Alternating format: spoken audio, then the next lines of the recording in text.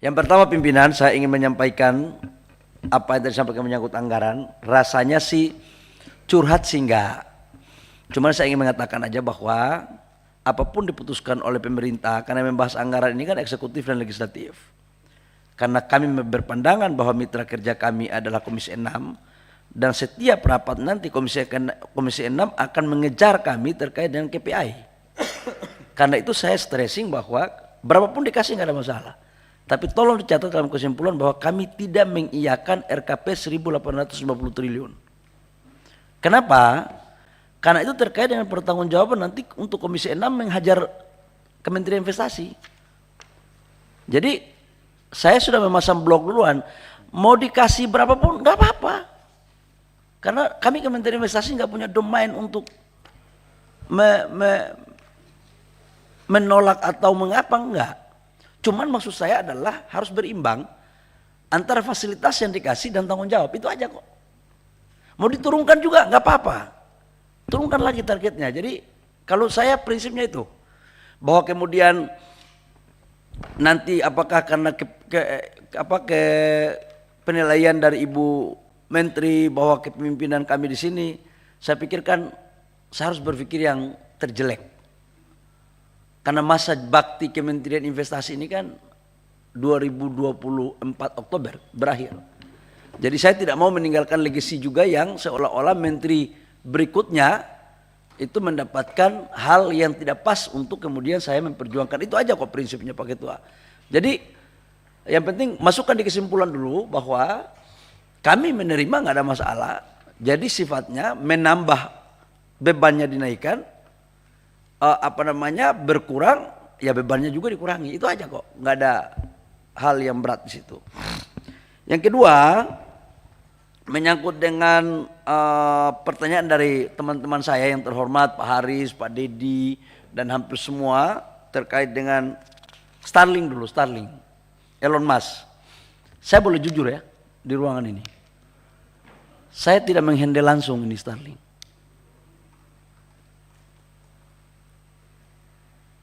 Saya juga tidak pernah,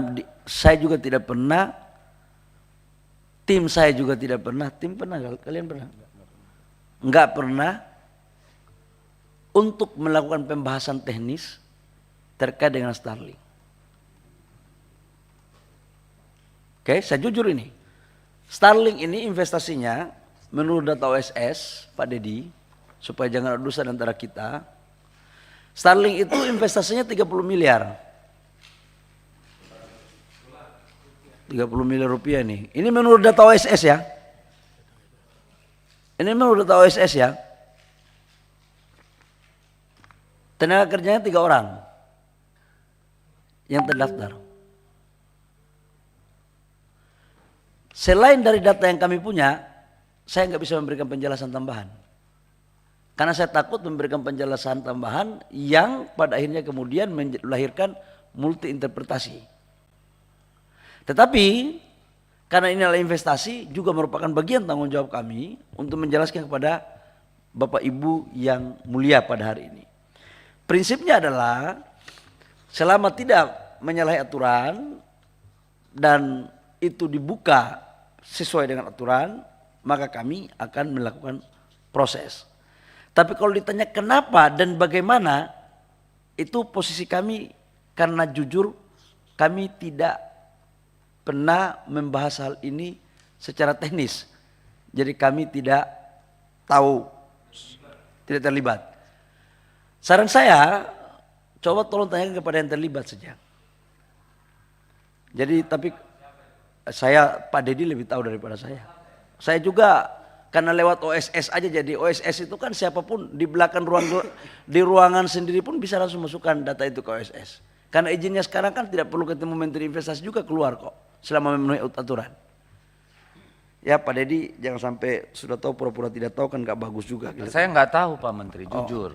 Saya nggak tahu sebenarnya kalau bukan dengan Kementerian Investasi, lalu dengan siapa Starlink ini kemudian melakukan hal teknisnya? Apakah Kementerian Informasi atau karena lebih sering Pak Luhut yang ngomong dengan Saya tidak tahu siapa yang melakukan pembahasan teknis, tapi saya tidak ikuti. Oke? Biar clear ya. Tapi saya sangat menghargai pandangan dan pendapat dari teman-teman semua. Nggak ada Jadi koordinasi, Pak. justru nggak clear Pak. Kalau Pak Bahlil nih, kawan saya yang baik ini bilang Kementerian Investasi nggak terlibat, saya nggak tahu mereka itu urusannya dengan siapa. Karena kan Starlink ini nggak baru Pak, sudah lama, gitu kan. Terus tiba-tiba dia dapat karpet merah dan bla bla bla. Secara teknis apakah dengan Kementerian Informasi? Ya mungkin ada hubungannya karena itu menyangkut dengan satelit ya. Kalau kami ini hanya bagian untuk pendaftaran NIB-nya saja. NIB terus kemudian izin apa lagi? Izin dasar aja, dan itu keluar tanpa harus ketemu dengan tim pun lewat OSS udah bisa. Selama sudah ada notifikasi dari Kementerian Teknis itu sudah jalan. Jadi kajiannya itu mungkin lewat Kementerian Teknis. Mungkin. Sekali lagi saya katakan mungkin. Karena oleh tim saya menyampaikan juga tidak pernah membahas hal ini secara teknis. Jadi mungkin Kementerian Teknis, mungkin Pak Dedi ya. Ya pokoknya domainnya Pak Menteri nggak tahu lah. Gitu. Ya domain saya nggak tahu lah. Jadi saya jangan memberikan keterangan hal yang saya tidak tahu. Tapi perasaan, suasana kebatinan saya sangat memahami. Karena betul kita juga melakukan investasi tapi national interest itu juga saya pikir adalah bagian terpenting untuk kita bisa melakukan kolaborasi selama tidak menabrak aturan. Tapi harus ada sharing juga, itu bagus. Itu satu ya, menyangkut Starlink. Menyangkut dengan IKN dulu nih. Ini Pak Haris, Pak Amin dan beberapa Pak Dedi juga bicara tentang IKN. Investasi yang masuk di IKN sekarang pada tahap pertama itu adalah investasi PMDN semuanya. Belum ada PMA yang melakukan groundbreaking. Kemarin saya baru pulang dari sana, seminggu lalu. Hotel udah hampir jadi. Rumah sakit sudah hampir jadi. Beberapa gedung-gedung untuk sarana dan prasarana mendasar juga sudah hampir jadi, dan itu adalah investasi semuanya dari dalam negeri, di luar dari APBN.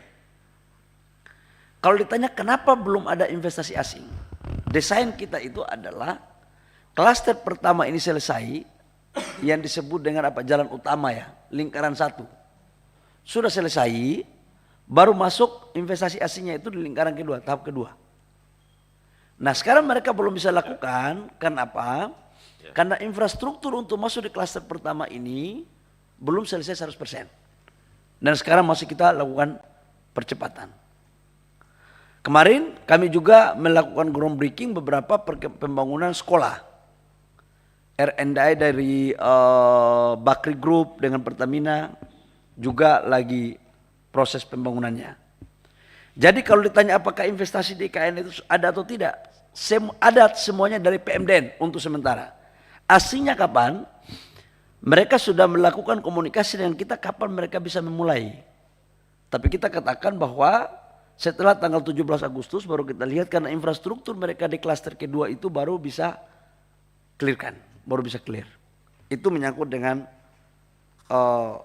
IKN. Izin Pak Menteri, maaf pimpinan, pendalaman aja. Ya, sekarang kan yang masuk di IKN itu kan APBN dan PMDN ya Pak ya. Ya saya tahu udah ada hotel tuh 190 kamar. Di luar sih belum, yang saya tahu ya. Lalu pertanyaan saya kan, kalau tadi dikatakan baru pada tahap kedua mereka masuk ke ekosistemnya udah jadi, pihak mana saja yang sudah punya komitmen untuk masuk itu Pak? Ada berapa banyak dan untuk apa saja?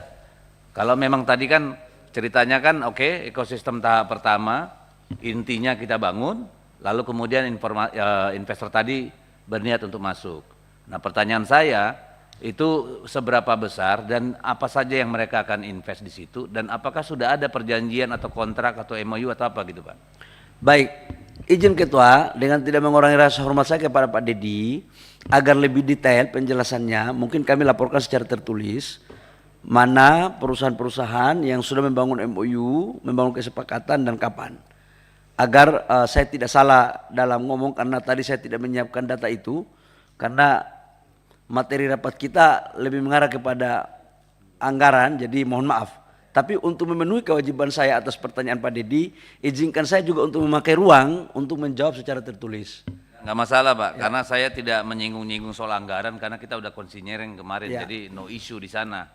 Ya. Saya menghargai, tapi juga karena ada ruang yang saya bisa pakai untuk jawab tertulis, jadi mohon juga kalau bisa diizinkan Pak Dedi ya, supaya bisa. Kalau perlu nanti Pak Menteri, kalau perlu nanti kita bahas secara khusus. Boleh sambil makan, informal, tapi serius boleh. Ya kalau Pak Menteri ada waktunya aja karena super sibuk dia. Ya kira-kira begitulah. Mudah-mudahan waktu makan tuh nggak ada dusta di antara kita. Yang berikut menyangkut dengan IUP konsesi untuk organisasi keagamaan. Jadi begini loh, itu berangkat dari satu pemikiran Pak Dedi waktu saya jadi kepala BKPM pertama. Banyak baik individu maupun secara organisasi khususnya datang ke Bapak Presiden maupun ke saya. Apa omongan mereka? Pak, kenapa IUP itu dikasih ke asing? Terus? Kenapa IUP itu hanya dikasih ke pengusaha terus? Konglo-konglo. Kenapa kita tidak bisa dikasih? Itu aspirasi, Pak. Yang kedua, secara filosofis, tidak bisa kita naifkan bahwa memang kontribusi dalam membangun negara ini itu banyak yang terlibat. Salah satu diantaranya adalah organisasi-organisasi kemasyarakatan, keagamaan, di luar daripada person to person. Bagaimana sejarah kita tentang Serikat Islam, bagaimana beberapa tokoh-tokoh lintas agama kita juga melakukan perjuangan. Dan jujur, saya harus mengatakan bahwa pada garda terdepan itu banyak orang, tapi salah satu diantaranya adalah organisasi-organisasi keagamaan ini. NU, Muhammadiyah, tokoh-tokoh gereja, tokoh-tokoh dari Buddha, Hindu. Tidak hanya pada konteks memerdekakan bangsa, tapi untuk mempertahankan kemerdekaan bangsa ini juga, mereka pada posisi garda terdepan. Bagaimana agresi militer pada tahun 48. Ia memberikan fatwa jihad. Itulah para ulama-ulama yang tergabung dalam organisasi itu. Kalau tidak ada fatwa itu belum tentu kita ini merdeka seperti sekarang kok. Pada saat konflik di Ambon, Pak Dedi, yang memediasi apa? Tokoh-tokoh agama-agama saudara-saudara kita agama Kristen dengan tokoh-tokoh dari agama Islam. Konflik di Poso. Izin Pak Enggak, Menteri. saya harus jelaskan ini. Saya dikasih waktu juga. Saya harus potong sedikit Pak Menteri, pimpinan melalui pimpinan. Reasoningnya saya nggak keberatan Pak. Ya. Kita tahu semua, tidak hanya NU juga berkolaborasi dan berkorban untuk bangsa ini. Dalam semua tahap revolusi kita. Tadi pertanyaan saya kan bukan soal setuju nggak setuju NU. Penjelasan Bapak di berbagai media saya sudah terima dan saya tidak ada keberatan soal itu. Yang menjadi pertanyaan saya kan di luar mereka juga banyak yang berkontribusi untuk bangsa ini. Saya ini berkali-kali ditemui oleh pimpinan, apa namanya? Saya mengerti, saya akan masuk ke sana. Boleh nggak saya dikasih kesempatan untuk memberikan penjelasan? Silakan Pak, tapi maksud saya itu saya mengerti, saya akan masuk ke situ Pak Dedi. Kan Bapak Ibu anggota DPR juga kan dalam memberikan pertanyaan kan ada prolog filosofisnya. Masa saya nggak boleh? Boleh izin Pak Dedi, sahabat saya, kalau sudah saya diizinkan saya mulai lagi. Gitu. Jadi apa yang saya mau sampaikan, jangan sampai pada saat bangsa ini masalah, tokoh-tokoh ini dikedepankan untuk menyelesaikan masalah. Pada saat bangsa ini dibagi-bagi sumber daya alamnya, mereka jadi penonton. Itu landasan filosofisnya. Landasan konstitusionalnya adalah pasal 33 dan pemerataan, keadilan.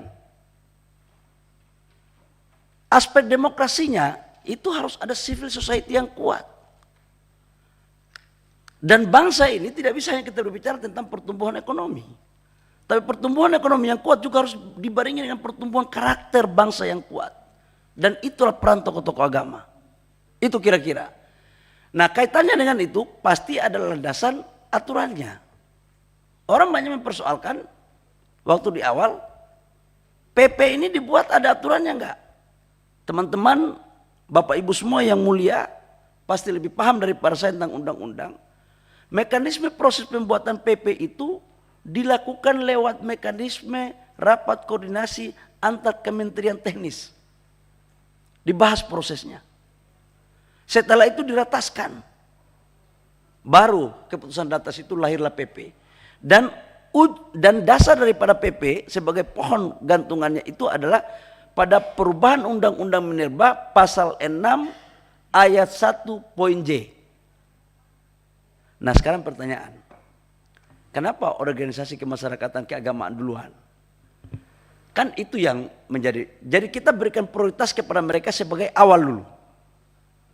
Awal kita lihat perkembangan yang kedua. Nah kaitannya dengan Pak Dedi tadi punya pertanyaan, bagaimana dengan masyarakat-masyarakat adat yang di lokasi-lokasi tambang? Ini bagaimana? Pak Dedi yang saya muliakan,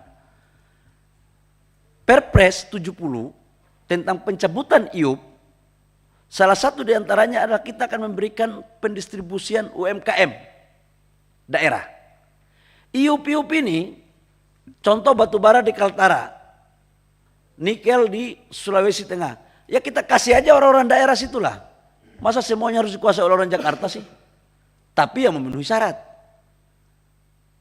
Jadi ada instrumennya juga Pak. Saya memikirkan tidak hanya yang besar-besar. Yang kecil juga saya memikirkan Pak. Koperasi, BUMDes, itu salurannya nanti lewat Perpres 70.